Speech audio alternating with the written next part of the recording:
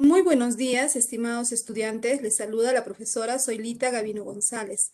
Y sí, el día de hoy vamos a estudiar al agua. Empecemos. Bueno, lógicamente lo primero que nos lleva a estudiar el agua es ¿por qué estudiar el agua, no? ¿Por qué tanto querer saber sobre el agua? Bueno, pues el agua es una molécula que tiene gran importancia para la vida en la Tierra y sobre todo en nuestro organismo. Entonces, ¿qué importancia tiene en nuestro cuerpo? Por ejemplo, el agua es importante porque aporta el líquido para las secreciones glandulares, digamos saliva, lágrimas, sudor. También el agua es el solvente de las reacciones químicas inorgánicas en nuestro cuerpo. Como hemos aprendido, una característica de los seres vivos es que todo ser vivo tiene metabolismo. Se entiende por metabolismo a las reacciones químicas de todo ser vivo. Y esas reacciones químicas que ocurren en nuestras células suceden en medios acuosos, donde lógicamente está presente el agua. Es un importante medio de transporte. Si bien es cierto, en nuestro cuerpo la sangre es el fluido que transporta el oxígeno, los nutrientes, los desechos en todo el recorrido de nuestro cuerpo, esta sangre pues presenta el plasma y el 90% del plasma es agua.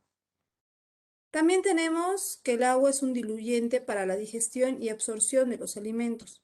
Sin esta función no podríamos realizar el proceso de digestión en el tubo digestivo. Necesitamos la presencia del agua tanto para ayudar a la digestión como para absorber los nutrientes.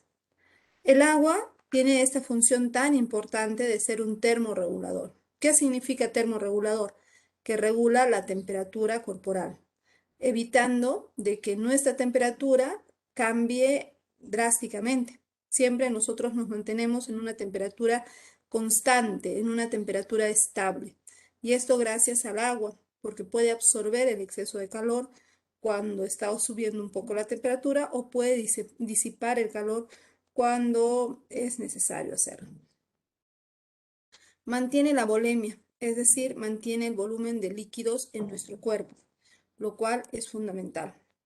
Mantiene la presión arterial en óptimas condiciones y mantiene la función renal. El riñón no podría tener un óptimo funcionamiento si no hay una suficiente cantidad de agua que estuviéramos bebiendo. Y también el agua mantiene la concentración normal de los electrolitos. Dicho de otra manera, los iones de sodio y potasio se mantienen en equilibrio gracias a la cantidad adecuada de agua. Ahora que sabemos la importancia del agua, vamos a ver cómo es el balance del agua en nuestro cuerpo.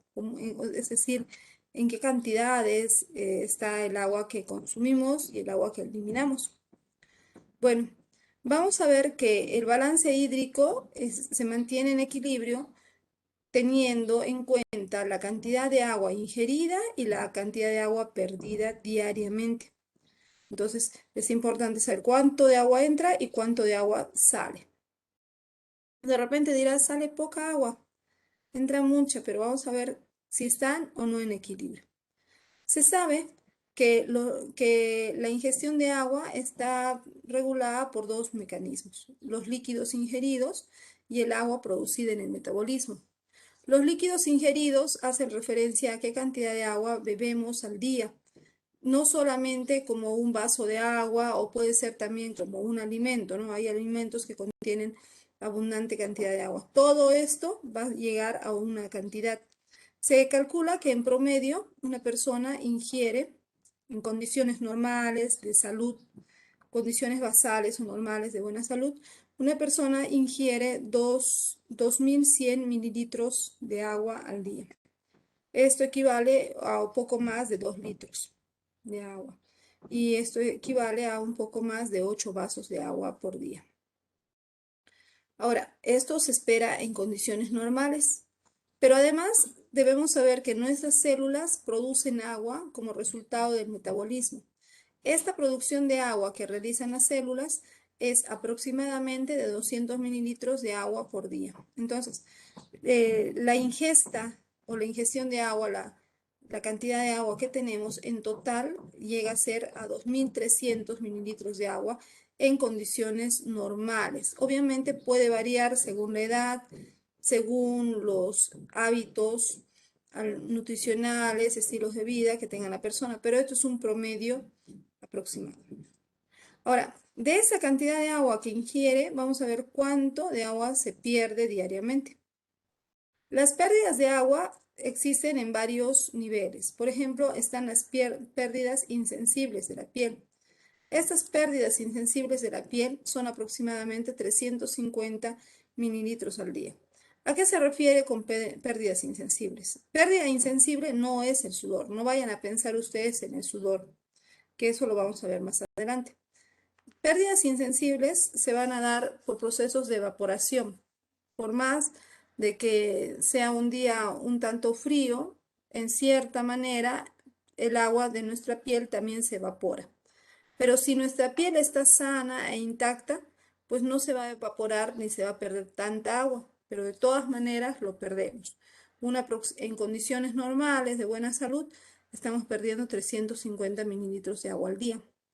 Pero esto puede cambiar en el caso de una quemadura. Vemos aquí una mano que ha sufrido una quemadura, podría ser un área más grande del cuerpo. Entonces, cuando hay una quemadura, ya no está la piel sana, ya no está la piel intacta.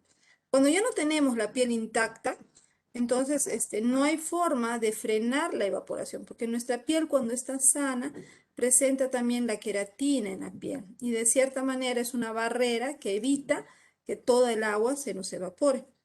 Pero al estar con una quemadura, que es una herida grande, una herida expuesta, pues es muy fácil que haya una mayor pérdida de agua. Se ha calculado que en pacientes que tienen quemaduras extensas, imagínate toda una pierna, el pecho o la espalda, ¿no? Como las que hemos visto en una práctica anterior, en pacientes que tengan una quemadura extensa, la intensidad de evaporación puede aumentar hasta 10 veces. Es decir, si nosotros en condiciones normales, sanos, con la piel intacta, perdíamos 350 mililitros por día, podríamos perder 3.500, es decir, 3,5 litros de agua por día, o incluso en casos más severos pueden perder hasta 5 litros de agua por día a través de las quemaduras. Entonces, es un tema de mucho cuidado, ¿no? Entonces, cuando tú tienes un paciente que tiene una quemadura, pues lógicamente entendemos que se está deshidratando, está perdiendo mucha agua, aunque no se nota, ¿no? No es muy evidente. Le pones la gasa, pues al poco tiempo lo vas a encontrar toda mojada y hay que estar cambiándole. Pero no solo consiste en cambiarle, sino que hay que estar hidratando a este paciente porque se sabe que está teniendo una gran pérdida de agua. También podemos tener pérdidas de agua insensibles a través de los pulmones. Se llaman pérdidas insensibles de los pulmones. En este caso, perdemos 350 mililitros de agua al día. Te habrás dado cuenta que a veces cuando nosotros respiramos delante de un espejo o hablas delante de un espejo, te habrás dado cuenta que el espejo se empaña, se observa humedecido. Bueno, pues ahí te das cuenta de que hasta cuando hablamos o cuando respiramos estamos perdiendo agua, pero no es una pérdida abundante. Se ha calculado que al día podemos perder 350 mililitros de agua. Sin embargo, esta pérdida puede alterarse en otras condiciones. Por ejemplo, vemos aquí, se puede ver alterado cuando estamos en climas fríos. No sé si alguna vez has estado en un lugar donde haga mucho, mucho frío y te das cuenta que estás respirando y puedes ver incluso el vapor de agua que sale de tu boca, ¿no? Entonces, eso es una característica. Cuando estamos en lugares más fríos, pues aumenta la frecuencia respiratoria, respiramos más rápido y entonces ahí perdemos mayor cantidad de agua, puede aumentarse. Dicho de otra manera, también hoy en la actualidad que estamos enfrentando una pandemia con enfermedad respiratoria, muchos pacientes van a ver afectado su frecuencia respiratoria, no están respirando así, de esa manera. Entonces, al aumentar esa frecuencia respiratoria, ¿qué es lo que está sucediendo también en su cuerpo? Pues están teniendo pérdidas insensibles de agua y probablemente el paciente no se está dando cuenta de esto. Lógicamente, tú como personal de salud que sabes de este tema, pues vas a acudirle al paciente y hay que hidratarlo, ¿no? Hay que estar hidratándolo constantemente. Lo mismo va a suceder para personas que viven en lugares fríos. Hay una mayor pérdida de agua, entonces ellos también necesitan hidratarse con más frecuencia, ¿ya? Agüita tibia, va a aumentar la cantidad. También tenemos pérdidas de agua a través del sudor. Se calcula que una persona puede perder mediante el sudor en condiciones normales, no estamos hablando de una condición de actividad física extensa, en condiciones normales diarias, unos 100 mililitros de agua al día. También perdemos agua a través de las heces, ya que si bien es cierto, las heces son deposiciones sólidas, estamos entendiendo que se va a tratar de deposiciones sólidas, aunque estén de esta manera, pues siempre hay presencia de agua, ¿no? Y al día un aproximado de 100 mililitros de agua en pérdida. En la orina es donde perdemos la mayor cantidad de agua diariamente. Podemos perder 1.400 mililitros de agua, casi litro y medio de agua perdemos en la orina. Podría ser un poco más o podría ser un poco menos, pero esas es en condiciones normales en promedio. Entonces, la cantidad total de pérdida de agua al día llega a 2.300 mililitros de agua. Y si comparamos con la ingesta de agua, pues están en equilibrio. Entonces, aquí hablamos del balance o del equilibrio hídrico que vamos a tener en cuanto a la ingesta y pérdida de agua. ¿Qué pasaría si estuviéramos en otras condiciones? Condiciones de ser deportista, por ejemplo, ¿no? De ejercicio, un ejercicio intenso tal vez. Entonces, una persona que hace deporte, que hace un ejercicio más intenso, pues la cantidad de líquidos ingeridos se va a ver alterada porque probablemente va a ingerir mucho más que solamente 2 litros de agua, ¿no? Es probable que esté ingiriendo más de 2, 3 litros, tal vez hasta 4 litros de agua. Pero lo que no va a modificarse es la cantidad de agua que se produce en el metabolismo. En este caso sigue siendo 200 mililitros de agua por día. Ahora, en cuanto a las pérdidas, vamos a encontrar que las pérdidas se van a mantener casi iguales, ¿no? Estamos hablando de una persona sana, pero que hace actividad física, como el ejercicio. La pérdida insensible por la piel, pues va a seguir siendo la misma porque entendemos que la piel está intacta, está sana. ¿Dónde va a haber una modificación? Pues aquí, ¿no? En las pérdidas insensibles de los pulmones, ya que al hacer un ejercicio respiramos con mayor intensidad y ahí perdemos agua, aunque no lo estemos viendo. También es probable que se incremente la cantidad de pérdida de agua en cuanto al sudor, ¿no? Podría llegar incluso a unos 5.000 mililitros de agua por día. Si hay una mayor pérdida en la respiración y en la sudoración, algo que se va a ver disminuido es la orina, ¿no? La orina que normalmente era 1.400 mililitros de agua al día, ahora se va a ver reducido a solo 500. Pero si sumamos todo esto, tenemos un promedio de 6.600 mililitros de agua en pérdida, lo que implica pues tendría que haber esa misma cantidad de agua en ingreso para mantener el balance hídrico. Ahora, podemos tener un balance hídrico negativo. Un balance hídrico negativo está referido a que una persona va a tener mayores pérdidas que ingresos. Por ejemplo, puede ser que una persona tiene una gran cantidad de pérdidas que ingestas. Un caso podría ser,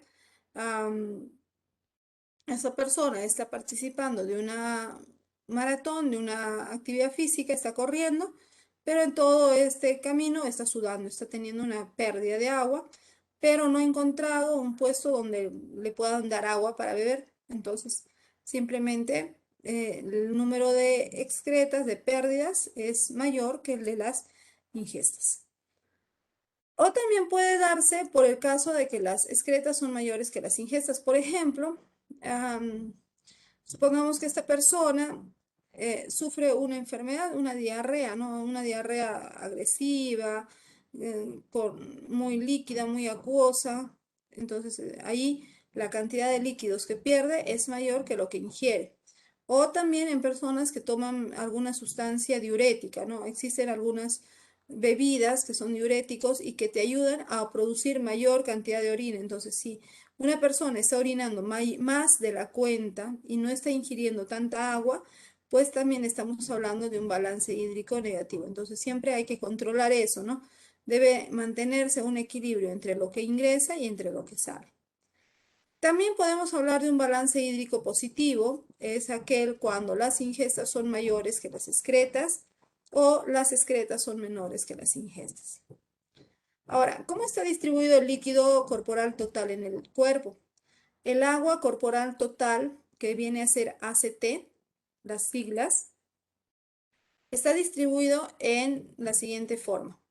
El agua lo tenemos distribuido entre el líquido extracelular, que es el agua que está fuera de nuestras células, líquido intracelular, que es el agua que está dentro de nuestras células, y líquido transcelular, que es en los espacios virtuales que tenemos en el cuerpo, que es mínimo, ¿no? Un poco significativo, pero de todas maneras existe. Entonces, vamos a encontrar como dos lugares principales, el LEC y el líquido extracelular y líquido intracelular.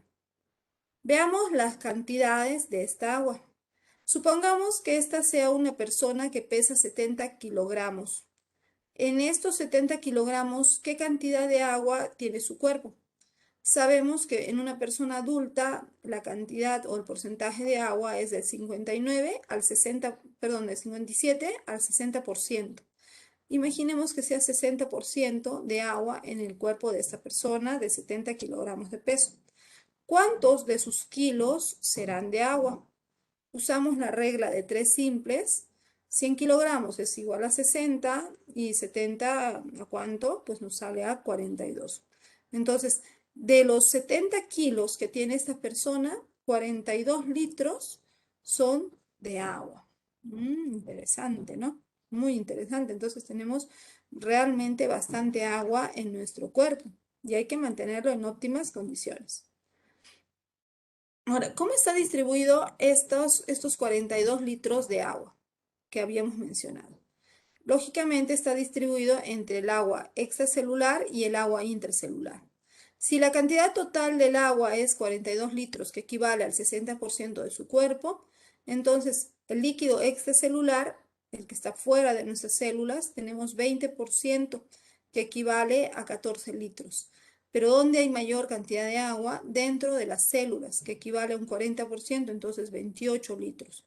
Recuerda, esos son los porcentajes, ¿no? 20, 40. 20 fuera de la célula, 40 dentro de la célula. Es así que nuestras células realmente tienen mucha agua y lo necesitan para las funciones biológicas. Aquí también tenemos el mismo esquema, pero representado de otra manera, ¿no? Puedes observar que el líquido total de nuestro cuerpo, el agua corporal total es el 60%. En una persona de 70 kilos está distribuida de la siguiente manera. Líquido intersticial, es decir, el que está fuera de la célula. Fuera de las células vamos a encontrar 11.2 litros, ¿ya? Pero también fuera de la célula está el plasma en la sangre. Ahí hay 2,8 litros. Sumándolo todo, llegamos a ver, sumando los porcentajes, el plasma 4% y el intersticial 16%, llegamos a 20%, que es lo que le decía el extracelular.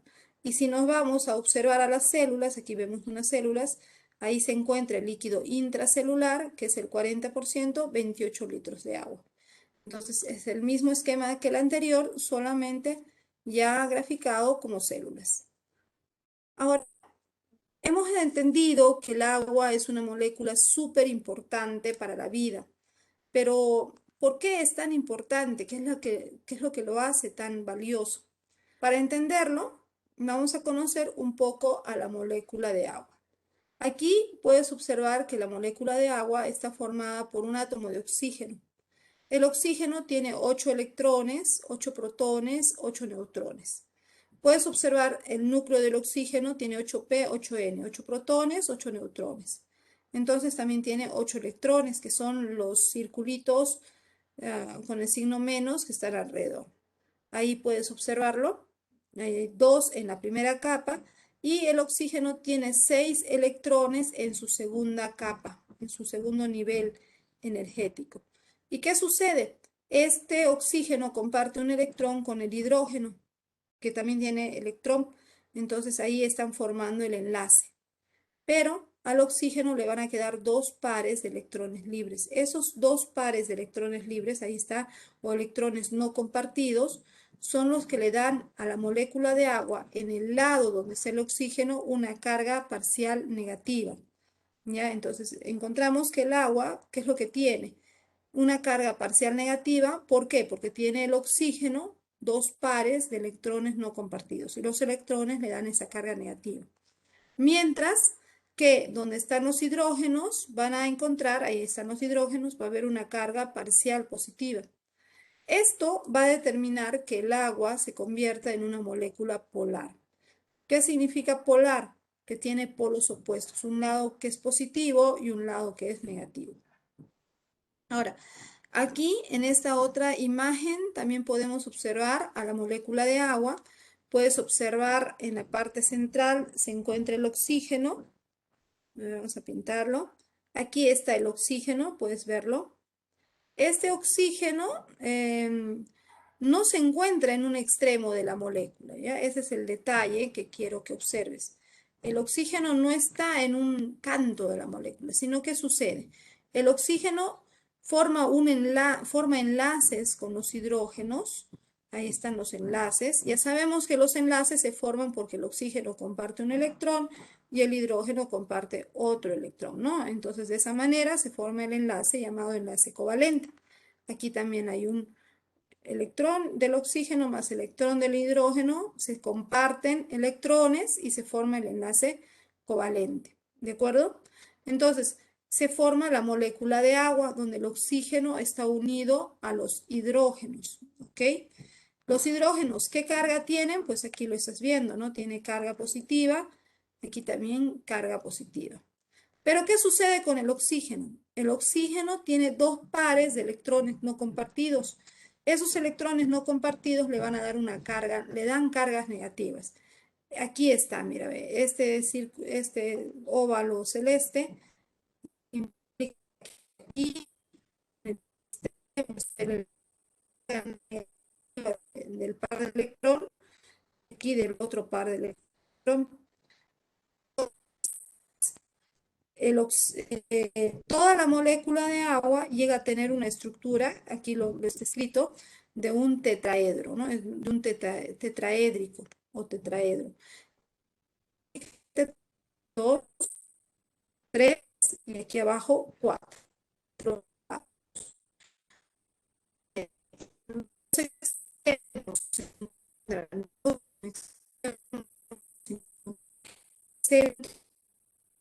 El oxígeno.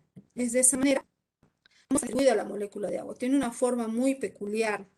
Esta peculiar forma que tiene el agua le va a dar la posibilidad de formar nuevos enlaces y hacer uniones interesantes.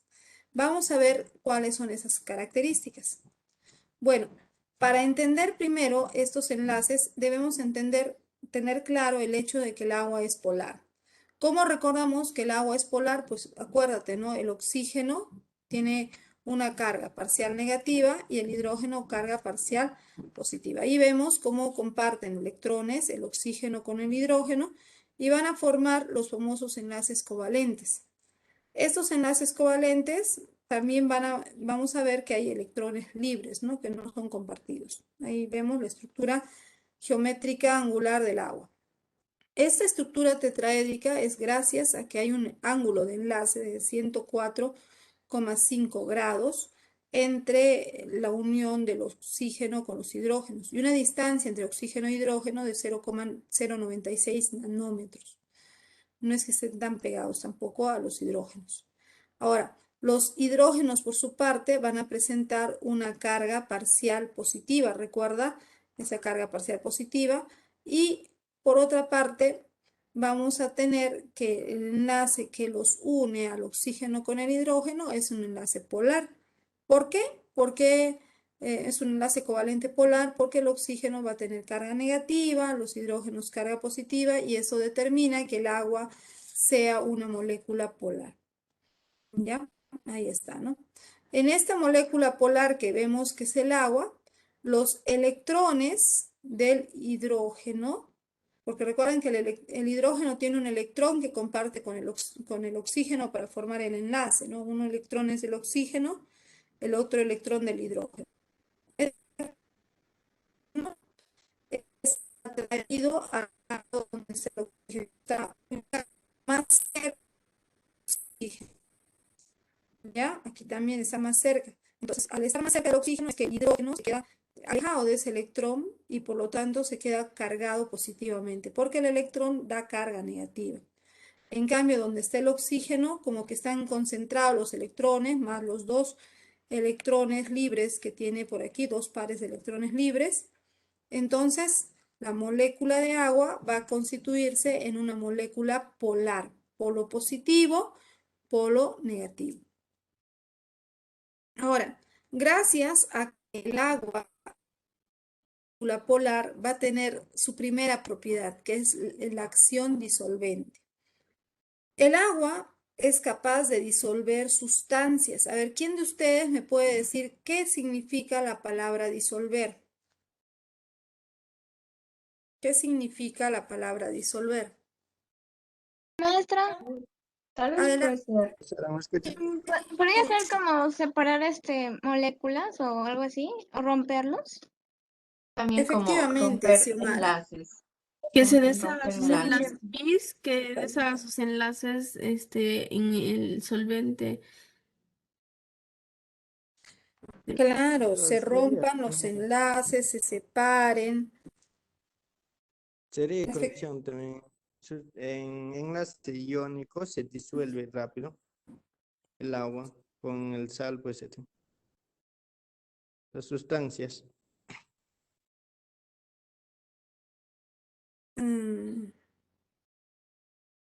Ya, sí, no, el agua, gracias a esa capacidad de tener una acción disolvente, va a disolver sustancias, las va a separar, las va a disociar, las va a alejar.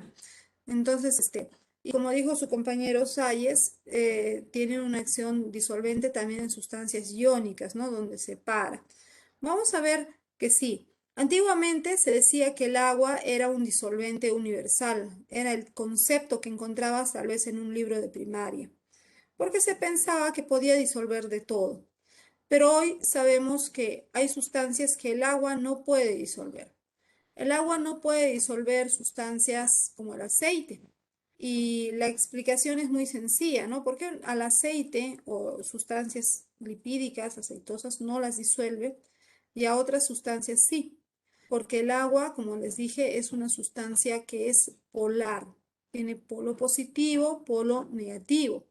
En cambio, el aceite o los lípidos en general son sustancias no polares, no tienen esos lados positivo y negativo, solo tienen un lado que generalmente es positivo.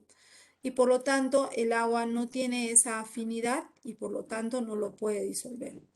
Pero veamos qué sustancias sí puede disolver. Primeramente, el agua puede disolver sustancias iónicas.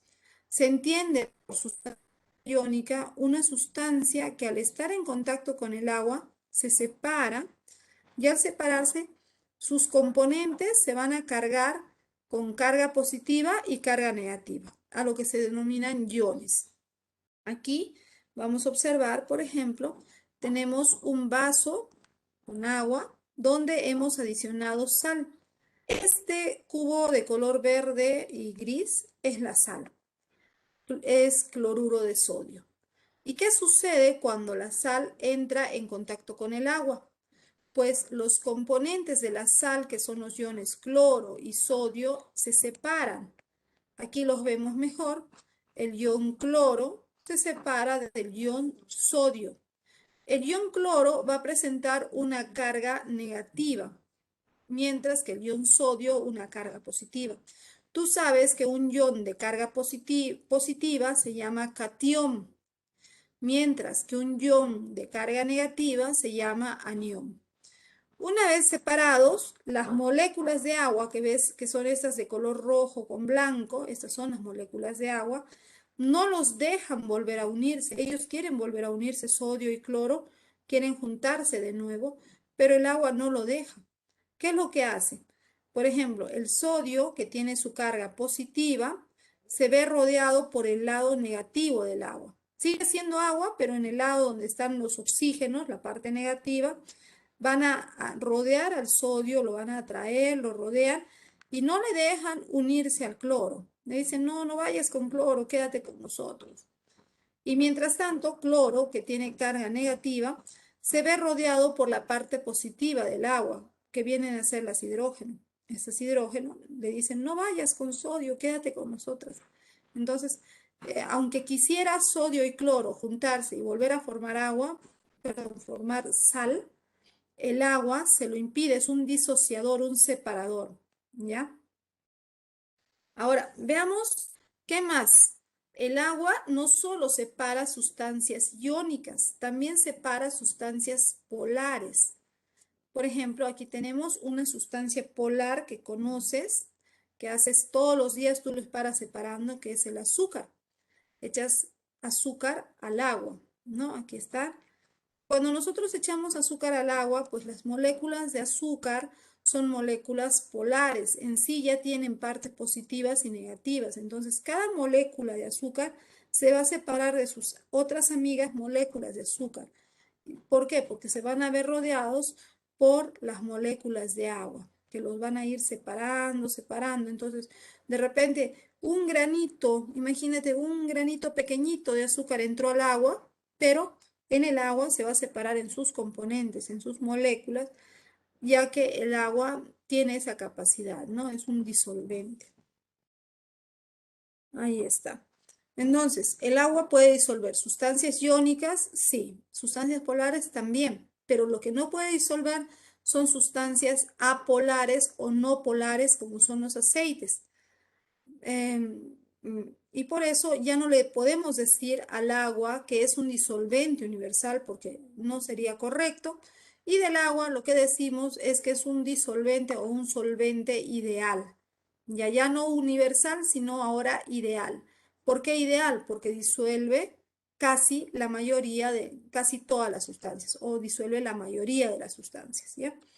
Ahora, veamos una animación donde se explica todo esto que hemos visto, ¿no? Ahí estamos echando la sal en el agua y puedes observar que los iones sodio y cloro son rodeados, mira, por las moléculas de agua, como es rodeado por el hidrógeno que se lo llevan, y dicen, no, no te juntes con el sodio.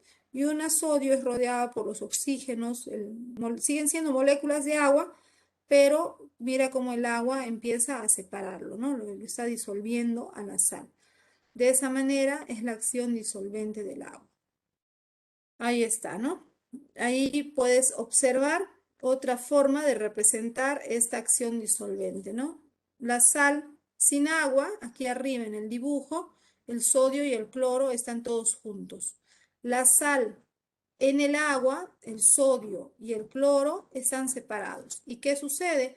El sodio se ve rodeado por el lado negativo del agua, que son los oxígenos, y el cloro se ve rodeado por el lado positivo del agua, ¿no? De repente un poco, falta pintar un poco más a estos hidrógenos, pero ahí están. Ahí están los hidrógenos con su carga positiva que están rodeando al cloro. Entonces no le dejan volver a unirse con su sodio. Ahí está. ¿Listo? Entonces esa es la acción disolvente del agua. Ahora, gracias a que el agua es una molécula polar, gracias a esa polaridad, el agua va a formar un enlace llamado enlace puente de hidrógeno. Los enlaces puentes de hidrógeno son enlaces que permiten la unión entre las moléculas de agua. Aquí, por ejemplo, puedes observar dos moléculas de agua. ¿Y qué sucede? El oxígeno que está en la molécula de arriba tiene una carga negativa, esa fuerza de atracción muy negativa, una gran electronegatividad. Y con esa negatividad tiene una atracción muy fuerte, atrae. ¿A quién va a atraer? Va a atraer al hidrógeno de otra molécula de agua. Está trayéndose a otra. ¿Ya? Ahí la atrae, le dice, ven hidrógeno, ven conmigo. Y ella acepta irse, ¿no? Está con su molécula de agua, pero se está yendo con el otro. ¿Ya? Y este enlace que se está formando, porque hay un enlace, hay una unión, no es tan fuerte como la unión que tiene el oxígeno con sus dos hidrógenos, que este enlace de unión se llama enlace covalente, ¿no? Lo que está sucediendo aquí es un enlace no tan fuerte, pero de todas maneras es un enlace que se llama puente de hidrógeno. A ver, de repente aquí lo vas a ver mejor, ¿no? Este largo enlace que se da entre dos moléculas de agua diferentes es el puente de hidrógeno. En cambio, entre el oxígeno y sus dos hidrógenos para formar la molécula se llama enlace covalente. Son dos enlaces diferentes que hay que tenerlos bien diferenciados. Entonces, ahora vamos a ver cómo es lo de la energía de disociación del enlace, es decir, cuánta energía hace falta para romper estos enlaces. Mira, el enlace covalente, vamos a analizar el enlace covalente. El enlace covalente es el enlace que une al oxígeno con sus dos hidrógenos y forman una molécula de agua. Aquí estás viendo, esto es una molécula de agua, ¿ok? En esta molécula de agua, los enlaces covalentes son enlaces que tienen una distancia de 0,0965 nanómetros. Y para romper este enlace covalente se necesitan 470 kilojoules. Es bastante energía que hace falta para romper el enlace covalente. Esto nos dice que la molécula de agua, por lo tanto, es una molécula muy estable. Fácilmente esta molécula no se va a romper, fácilmente no se va a disociar, fácilmente no vamos a desarmar al agua, ¿ya? Por otra parte, está el puente de hidrógeno. El puente de hidrógeno es un enlace que se da entre dos moléculas de agua y tiene, mira, una distancia de 0,177 nanómetros, es más largo, es un enlace más largo. Y para romper al puente de hidrógeno se necesita 23 kilojoules por mol. La cantidad de energía que hace falta para romper al puente de hidrógeno es muchísimo menos que para romper un enlace covalente. Por lo tanto, ¿cuál de los dos enlaces tiene mayor cantidad de energía? El enlace covalente. Covalente. Gracias. El covalente. Muy bien, efectivamente, ¿no? Es el enlace covalente el que necesita mayor energía. Por lo tanto, este es un enlace fuerte. Es un enlace muy fuerte. Muy difícil se va a romper. Mientras que el enlace puente de hidrógeno es un enlace débil. Este enlace se va a romper con mayor facilidad. Pero aunque les estoy diciendo que se va a romper con mayor facilidad, aún así no se rompe tan fácilmente, ¿ah? Es más fácil romperlo, pero no tan fácil. Vamos a ver por qué. Ahora, esto de los enlaces se va a ver reflejado en los cambios de estado del agua, ¿no? La temperatura y los cambios de estado que tiene el agua se ven reflejados. Por ejemplo, el agua, los enlaces puente de hidrógeno van a estar formados firmemente en moléculas de agua que están en estado sólido a 0 grados Celsius. El punto, que es el punto de fusión del agua, los enlaces puente de hidrógeno son muy estables. Pero conforme se va aumentando la temperatura, puedes observar la curva, nos indica el incremento de la temperatura, el agua va a cambiar de sólido a líquido y puede llegar incluso a su punto de ebullición. En el punto de ebullición es cuando empiezan a romperse los puentes de hidrógeno. Y luego, cuando se han roto completamente, se necesita una mayor cantidad de energía. Entonces estamos hablando del punto de vaporización, donde ya vamos a encontrar prácticamente ausencia de esos puentes de hidrógeno.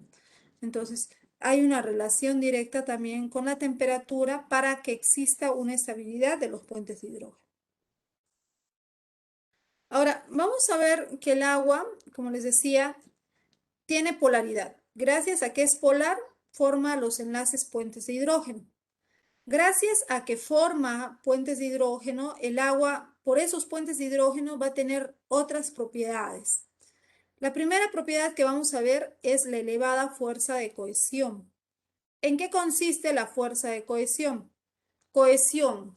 Cohesión es unión. La fuerza de cohesión es lo que permite que las moléculas de agua siempre estén cohesionadas, siempre estén unidas entre ellas. Un ejemplo que yo considero muy práctico es esto, ¿no? Esta imagen. Yo he tenido la suerte de en algún momento ver estas burbujas, ¿no? Son como esferas de agua. A veces te levantas bien temprano en lugares como la selva y encima de las hojas del agua, de las plantas puedes encontrar algunas esferas de agua. Son así, pelotitas de agua. Y uno se queda bien admirado porque a veces pueden llegar a estar colgándose de esta manera, pero el agua no se desparrama. Esa es la peculiaridad, ¿no? Es como que todas las moléculas de agua se han juntado, se han agarrado, se han abrazado entre ellas y están muy unidas. Eso es una representación de cohesión. Entonces, la cohesión es la unión entre moléculas de agua y esta cohesión va a ir variando, va a ir modificándose dependiendo de la temperatura. La temperatura es fundamental para entender la cohesión. Vamos a ver vamos a avanzar un poquito, es un poco extenso esto. Por acá. Ahí está, mira la molécula de agua. Si está en una temperatura baja, estamos a menos 5 grados Celsius, ¿qué estamos viendo? El estado sólido. Aquí puedes observar a las moléculas de agua, pero ¿qué observas? Que todas las moléculas están unidas por puentes de hidrógeno, ¿sí? Entonces, aquí en el estado sólido, la cohesión de las moléculas de agua es alta, hay una elevada cohesión, ¿ya? Míralo.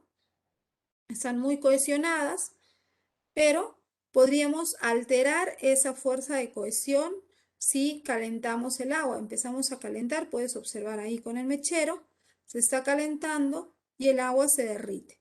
Y conforme el agua se derrite, ahí, a ver, ¿qué sucede? Se empiezan a romper los puentes de hidrógeno que eran muy estables, pero también esos puentes de hidrógeno eran enlaces bastante largos, ¿no? Bastante alejada una molécula de otra. Pero ahora, aquí abajo se está formando agua en estado líquido. Y mira, hay moléculas separadas, pero hay una molécula con otra, una molécula con otra, una con otra, otra con otra. Entonces, es como que se están uniendo también. Sigue habiendo cohesión, pero esa cohesión ya no es alejada, así como que te doy la mano de lejos, no. Ahora es como que te abrazo, ya, algo así se va a dar la cohesión en un estado líquido. Te abrazo a ti, te suelto, le abrazo a ella, le suelto, te abrazo. Más o menos de esa manera se da la cohesión en el agua líquida. Vamos a seguir viéndolo, a ver. Se me ha movido. Ahí está. Entonces, ahí es cuando el agua ya se derrite, está derritiéndose y está entrando al estado líquido, que es el estado que nosotros mejor conocemos, ¿no?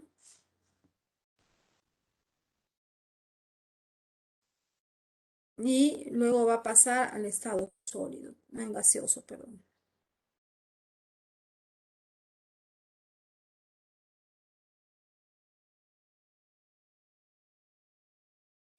Ya mira, está subiendo la temperatura del estado líquido. ¿Qué hice?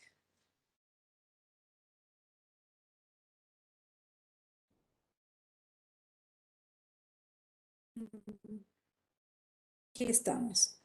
Mira, ya estaba a una temperatura. A ver, vamos a bajarle un poquito. Ya. Sube la temperatura y conforme la temperatura del agua sube, vamos a encontrar que va a haber modificaciones en los enlaces del agua. Mira, ve. Conforme va subiendo la temperatura, las moléculas de agua siguen estando unidas, pero hay espacios mayores de separación, como que se separan más, ya no están tan juntas como antes.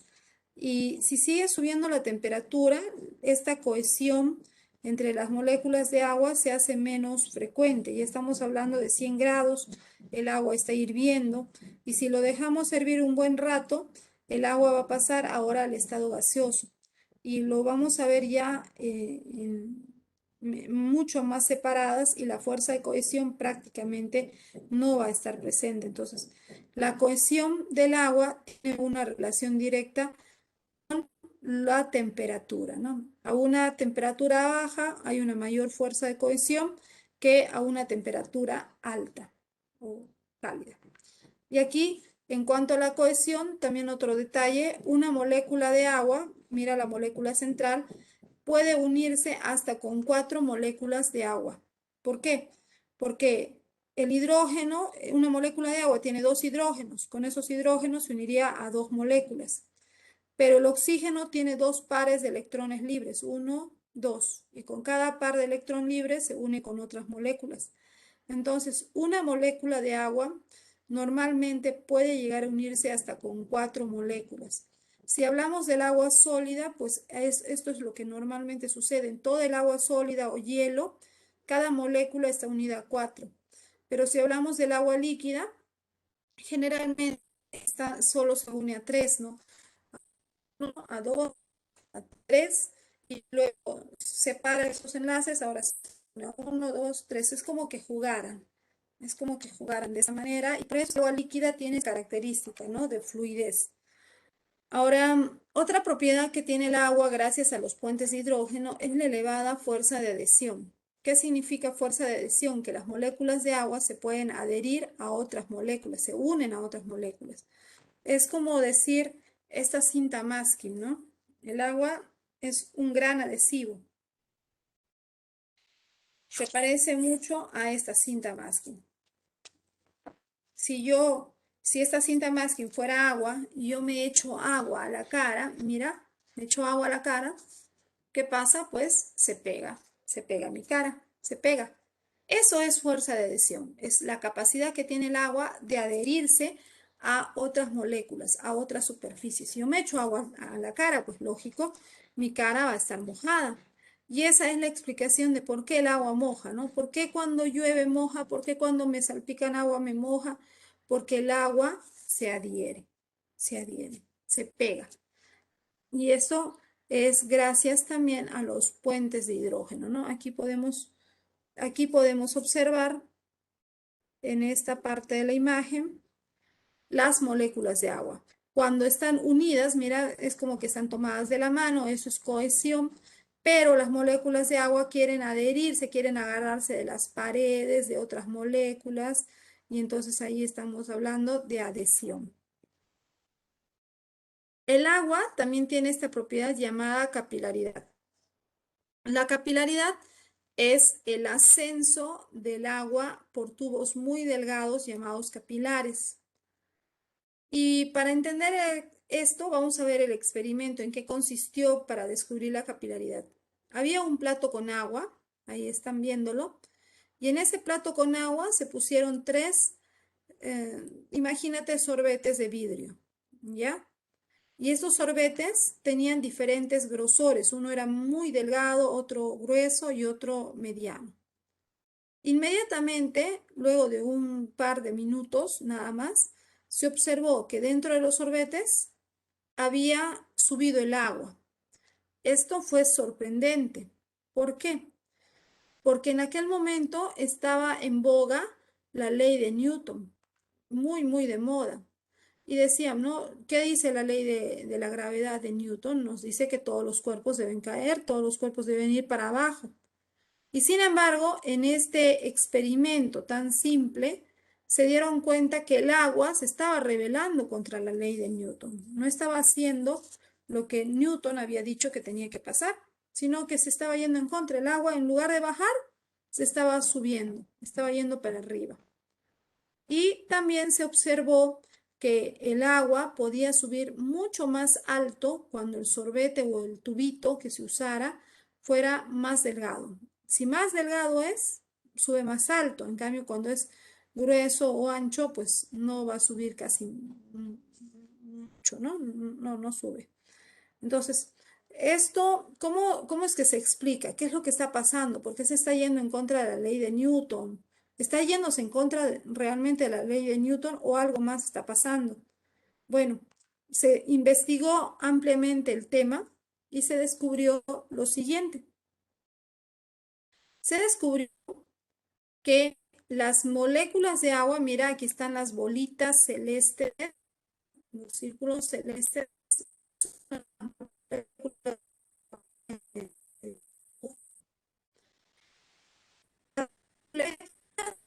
azules representan los enlaces de la fuerza de cohesión. Las moléculas de agua tienen una gran fuerza de cohesión, quieren siempre estar juntas. Que quiere adherirse a otras superficies, quiere tocar a otras, ¿ya? Y esta adhesión la tenemos representada por las flechas rojas. Entonces, ¿qué sucede? Cuando el agua entra a estos tubitos capilares, a estos tubitos delgados, el agua quiere estar junta, pero también quiere adherirse a las paredes del tubo. Y por querer adherirse a las paredes del tubo es como que estuviera trepando por las paredes del tubo. Esta moleculita quiere subirse más arriba. Y cuando se está subiendo, sus amigas le dicen, te acompañamos. Y todas salen juntas y poco a poco rápido vemos que las moléculas de agua es como que están trepando y van subiendo por estas paredes del tubo. No es entonces que estuviera yendo en contra de la ley de la gravedad, sino que estaba dándose otro proceso. Entonces, a este proceso se le ha llamado capilaridad. La capilaridad viene de la palabra capillus, que significa cabello. Y cabello porque los tubos son tan delgados como cabellos. Y sucede por la combinación de las dos fuerzas. La cohesión, que es la unión entre moléculas de agua, y la adhesión, que es la unión de las moléculas de agua con otras moléculas. En este caso serían las paredes del tubo. ¿Por qué es importante la capilaridad? Es importante porque permite que el agua suba a través de los tubos de las plantas, llamados tubos de xilema, ¿no? Aquí tenemos un árbol, imagínate que sea un árbol de 20 o 30 metros de altura. Sus raíces están por lo menos a unos 8 o 10 metros de profundidad y desde esa profundidad las raíces de este árbol absorben agua. Y el agua debe subir por toda esa raíz, debe subir por todo el tallo, todas las ramas y llegar hasta las hojas más altas. Imagínate todo el gran recorrido que debe hacer el agua. Y el agua, obviamente, la sistema de bombeo, no tiene una bomba eléctrica ni nada que le permita subir al agua. Entonces, ¿cómo hace? ¿Cuál es la tecnología que utiliza la planta? Pues simplemente utiliza capilaridad. Los tubos de xilema de las plantas, de los árboles, son extremadamente delgados, tienen el ancho de una célula. Y por lo tanto, al ser tan delgaditos, pues el agua sube con mucha facilidad y llega a las partes más altas. ¿Ya ven? Tecnología de las plantas que hoy en día se aplica también en la ingeniería de las construcciones. Otra propiedad que tiene el agua es la tensión superficial. Se entiende que la tensión superficial es la resistencia de las moléculas de agua en la superficie para la ruptura. Evitan que las moléculas de la superficie se rompan sus enlaces de hidrógeno y de esa manera permiten que algunos cuerpos livianos floten. El ejemplo más práctico es este, mira, ve, observan, es un insecto. Este insecto se llama el zapatero del agua. Este zapatero del agua, yo tuve oportunidad de verlo en vivo, efectivamente camina en el agua. Es impresionante, tú lo puedes ver cómo camina, corre en el agua y cada vez que pisa el agua, se ve como que el agua, como si fuera una alfombra el agua, porque es como que formar ahí, mira, ve, un poco hundidito donde queda su huella y sigue caminando. Pero no se hunde, es impresionante. ¿Y esto por qué sucede, no? ¿Por qué sucede esto que el zapatero del agua, también llamado Jerry, no se hunde? Esto sucede como consecuencia de la tensión superficial y la tensión superficial es gracias a las fuerzas de cohesión. Aquí está, mira, ¿ve? Cuando el agua se encuentra en estado de reposo, un vaso, una laguna, un estanque con agua, las moléculas de agua que están en la superficie tienen una mayor fuerza de cohesión. Esta mayor fuerza de cohesión las mantiene tan firmemente unidas que incluso un insecto como este que estamos viendo puede caminar en el agua sin llegar a hundirse. ¿Ya? Y esto mismo lo vamos a ver, por ejemplo, en la formación de pequeñas gotas esféricas del agua, ¿no? Que se mueven y no se derraman. Por ejemplo, míralo aquí. Hay gotas de agua, de lluvia que han quedado en la planta. Yo lo he visto muchas veces. Son como esferas. Y lo interesante es esto, ¿ven? Tú mueves la hoja y uno diría, ¿no? Se va a mover, se va a derramar toda el agua. Pero no sucede. Lo estás agitando y lo agitas un poco, obviamente no en exceso. Y las moléculas de agua mantienen esa fuerza, ¿no? Esa fuerza de unión, gracias a que tienen esta tensión superficial. Ahora, a ver.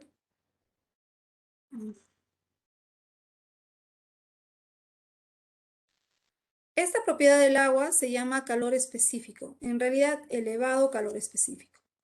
Se sabe que la molécula de agua tiene un elevado calor específico. ¿Qué significa esto? Significa que para aumentar la temperatura en un gramito de agua, a subirle 1 grado centígrado, debemos darle 1 caloría, lo cual es una gran cantidad de calor. ¿Cómo podemos entender esto del elevado calor específico? Se puede entender de muchas maneras. Por ejemplo, el primer caso es el tema del agua y las fuentes de agua que podemos encontrar en la naturaleza. Por ejemplo, tenemos aquí 2 fuentes de agua, ¿no? Una fuente de agua en una laguna, puede ser la costa, la playa, podría ser personas que viven cerca de una laguna, como podría ser el lago Titicaca, ¿ya? Imagínate que esto fuera las aguas del lago Titicaca y esta es la costa, ¿no? Del lago. ¿Qué sucede? Durante el día, el sol libera calor y ese calor es muy intenso, quema mucho la piel, pero la fuente de agua tiene la capacidad de absorber el calor. Al absorber el calor, puede absorber una gran cantidad de calor sin aumentar fácilmente la temperatura, lo cual le da un gran beneficio durante el día porque ese sol, ese calor no quema tanto, hace calor, pero no es un calor insoportable. ¿Y qué sucede en la noche? En la noche es lo interesante. El agua, como había absorbido calor, el calor que había absorbido durante la noche libera el calor al medio ambiente, al aire. De tal manera que en este lugar, aunque las noches son frías, son de un frío soportable. Seguramente ustedes habrán visto en más de un documental, en más de un reportaje, la famosa isla de los Uros, ¿no? Esta isla donde hay personas que viven encima del lago Titicaca en islas artificiales que han construido con la finalidad de poder mantener su temperatura. Uno dice, no, ¿cómo se les va a ocurrir vivir encima del agua? ¿Cuánto frío habrá? Pues sí, hace frío. Toda la zona del altiplano es una zona muy fría.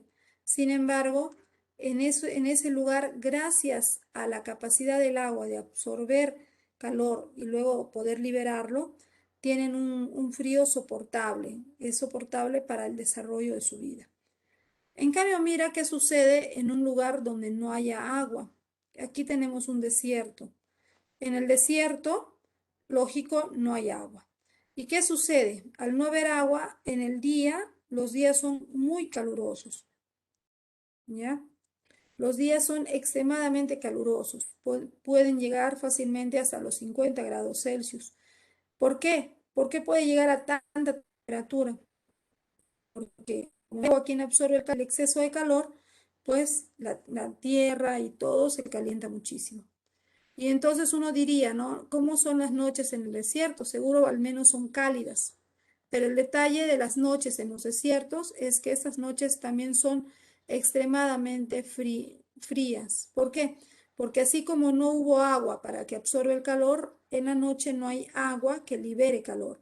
y entonces sus noches son muy, muy frías.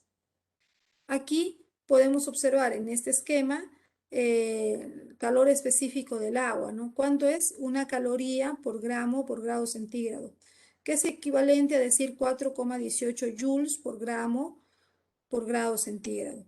¿Cómo se traduce esto? Se traduce de una forma sencilla, ¿no? Si tú tienes 1 gramo de agua, para aumentar su temperatura en 1 grado centígrado, si tiene 20 grados de temperatura y quieres llegar, que llegue a 21, debes darle 1 caloría, que es una cantidad muy grande de calor, es mucho calor.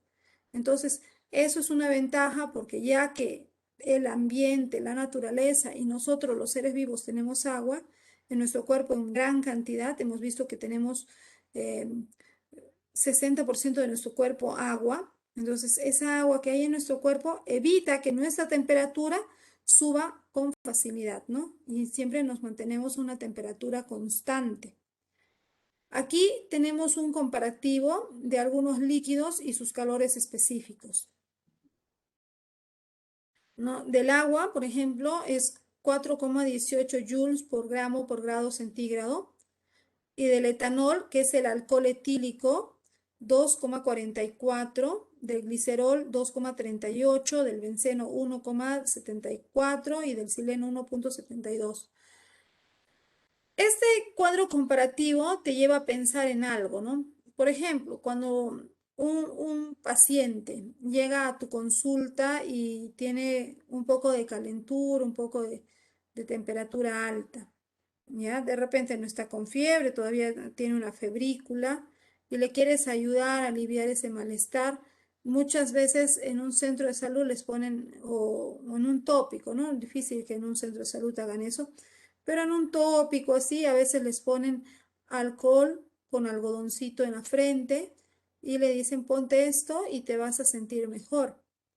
Y cuando tú tocas el alcohol en tu piel, pues rápidamente se siente muy helada, ¿no? Y uno diría, wow, al ser tan helado, pues seguro que rápido va a bajar la temperatura. Pero si observas el calor específico del alcohol, es 2,44. No tiene mucha capacidad de absorber calor. En cambio, el agua tiene 4,18. El agua tiene el doble de capacidad que el alcohol para absorber el calor. Entonces, si tienes un pacientito que está haciendo un poco de fiebre o febrícula, le puedes poner un pañito húmedo en agua, humedecido en agua, en la frente, en las muñecas, y el agua, como tiene esa gran capacidad de absorber calor, le va a absorber el calor fácilmente. Y de esa manera la persona se va a sentir más aliviada. Mucho mejor que utilizar el alcohol, ¿no? El etanol. Entonces, ahí, por ejemplo, es una aplicación práctica en la salud. Lo mismo. ¿Y por qué es que el agua puede hacer eso? ¿Por qué el agua puede absorber tanto? Es lo que no hace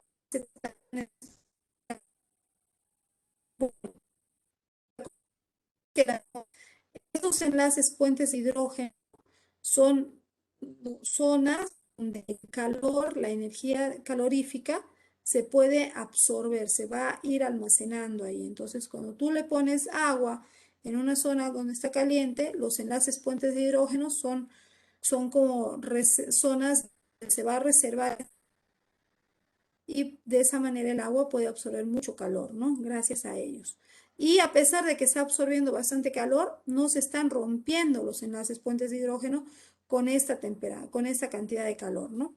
Ahora, pero en un momento los enlaces puentes de hidrógeno se pueden romper, pero no es fácil romperlos.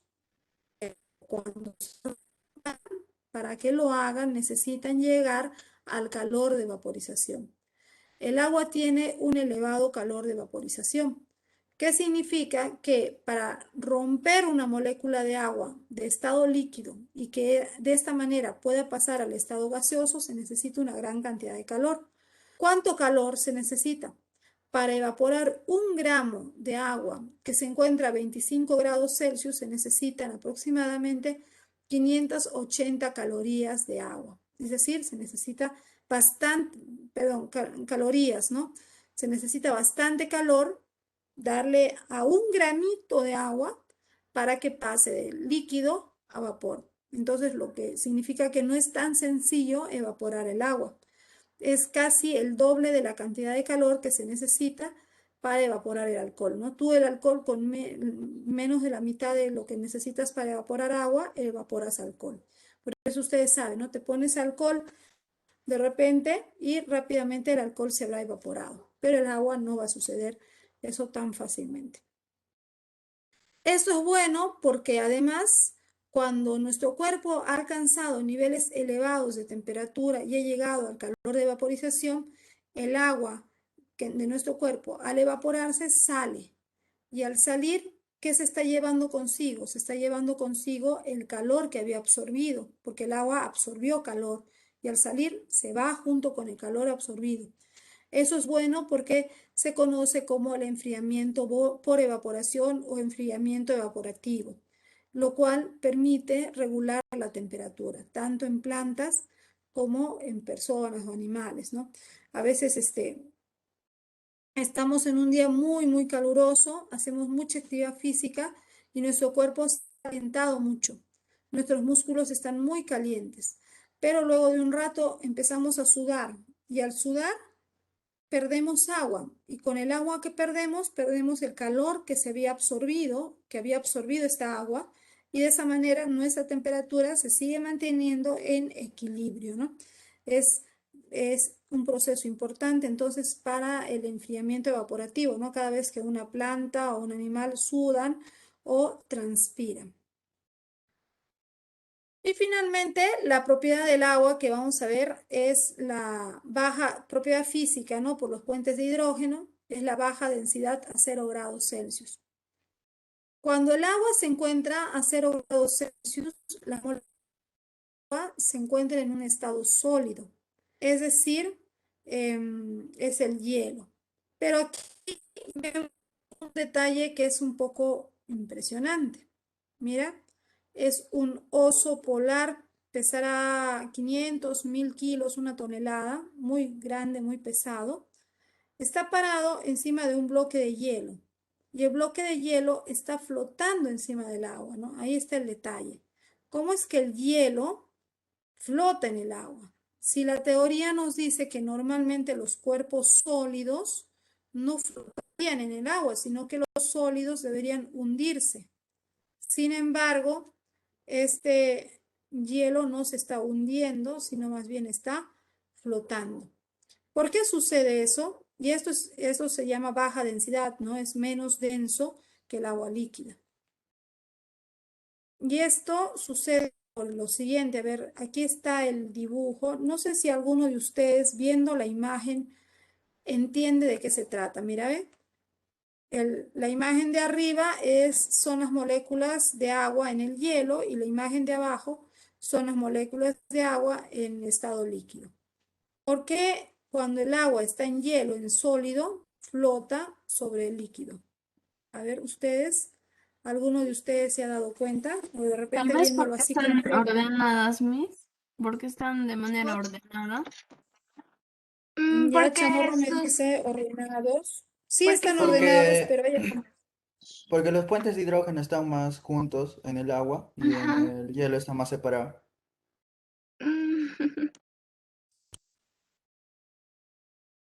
Efectivamente, ¿no? Lo que nos ha dicho su compañero Mauricio Mozombite es correcto. En el hielo, las moléculas de agua, si vemos la imagen, en el hielo, las moléculas de agua están unidas, sí, por puentes de hidrógeno, pero vemos que la distancia que existe entre los enlaces puentes de hidrógeno es una mayor distancia. Las moléculas están alejadas, están unidas, pero alejadas. Se tomaron la mano así como de lejos. Entonces, en un espacio que es este círculo que está viéndose aquí, hay una menor cantidad de moléculas de agua. En cambio, si lo vemos en el agua líquida, también están unidas por puentes de hidrógeno. ¿Vemos? Siguen siendo puentes de hidrógeno. Pero los puentes de hidrógeno son más cercanos. Es como que te abrazo, te doy la mano, ¿no? Algo así están las moléculas de agua. Están más aglomeradas. Es como cuando las personas se van al mercado. Ahí está, mira, ve, podemos compararlo así. Las personas en el mercado tratan de mantener su distanciamiento físico, pero hay poco distanciamiento, están muy aglomeradas, entonces hay más personas. En cambio, cuando se van al banco, ahí sí los policías les hacen mantener su distancia física y ahí hay personas, están cerca, pero con su distanciamiento, no hay mayor distanciamiento. Entonces, el distanciamiento de las moléculas en los puentes de hidrógeno va a determinar que el hielo sea menos denso o más liviano, si quieres decirlo, que el agua líquida. Y por eso es que el hielo flota en el agua líquida. Esto es importante para la vida acuática. Ahí vemos, vamos a ver, ya está. Estamos viendo una parte del Ártico, del Polo Norte, vemos una foca. Mira cómo está nadando debajo del hielo, ¿no? Mira, sale y ahí está el hielo. La capa de hielo es bastante gruesa y a pesar de eso está flotando en el agua líquida. No es que el hielo esté desde el fondo, no. Es solamente superficie, una capa de hielo superficial. Puede ser muy pesada, pero a pesar de todo ese peso, pues no se hunde por esa baja densidad, ¿no? Soporta toda esa, parecen montañas de hielo, oso polar corriendo y no se hunde. Entonces, ¿por qué? Porque estamos viendo que tiene esa baja densidad del hielo. Ahí está el oso queriendo comerse a la foca. Entonces, es esta propiedad del hielo, de su baja densidad, ahí está, mira, ¿ve? Esa parte se puede ver, todito arriba es hielo y todito abajo es agua. Entonces, ¿por qué es importante? El hecho de que el hielo tenga una baja densidad o el agua tenga baja densidad a 0 grados. Es importante porque este hielo funciona como un aislante térmico. Evita que el hielo es como una barrera. Esa barrera no deja que el calor, aunque sea frío, ¿no? Pero hay cierto grado de calor del agua líquida, se escape. Entonces acá no se congela el agua, sigue líquida y esto permite o facilita la vida acuática, ¿no? Es una cosa maravillosa cómo actúa el agua. Y ahí podemos observar, ¿no? Lo que dijo su compañero respecto a la cercanía, ¿no? En el agua sólida, en el hielo, las moléculas más separadas, como dijo Chamorro, también son mucho más ordenadas. Y en cambio en el agua líquida, no, las moléculas están muy cercanas y hay mucho desorden entre ellas, ¿no? Y ya pues. Y hay que tratar de que se mantengan esos equilibrios. Y bueno, eso es todo en cuanto